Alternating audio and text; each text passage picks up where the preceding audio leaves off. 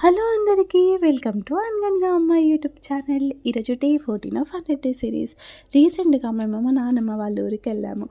మనకి పూలు, చెట్లు అండ్ పక్షులంటే ఎంత ఇష్టం ఉన్నా మనం ఇప్పుడు సిటీ లైఫ్లో పెంచలేకపోతున్నాం కదా. అదే ఊరికి వెళ్తే అదొక డిఫరెంట్ వైబ్ కదా అని. అండ్ వాళ్ళు చెట్లను పెంచే విధానం కానీ, వాళ్ళని చెట్లను చూసుకునే విధానం కానీ చాలా అంటే చాలా బాగుంటుంది.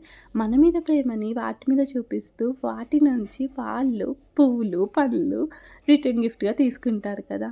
వాళ్ళు ఏ స్వార్థం లేకుండా ఎలా అయితే వాటిని చూసుకుంటారో అవి కూడా ఏ స్వార్థం లేకుండా వాళ్ళని కూడా అలాగే చూసుకుంటాయని నేను నమ్ముతున్నాను. అండ్ ఇప్పుడున్న ఈ సిటీ లైఫ్‌లో ఈ పర్యావరణాన్ని చూడడమే మర్చిపోయాం. నేను చిన్నప్పుడు విన్నా, పర్యావరణాన్ని మనం రక్షిస్తే పర్యావరణం మనల్ని రక్షిస్తుందంట.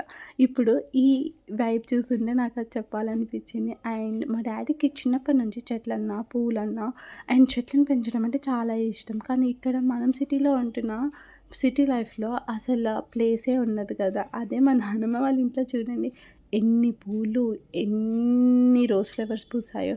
వాటిని కాపాడుకునే మా నానమ్మ, తాతయ్య అవెక్కడ తుంచేస్తాయో అని చెప్పి కోతుల్ని చూసుకుంటూ కూర్చుంటున్నారు. ఉన్న కొంచెం సేపైనా వాళ్ళతో హ్యాపీగా గడపండి. వాళ్ళకి అదే మెమోరీస్. సబ్స్క్రైబ్.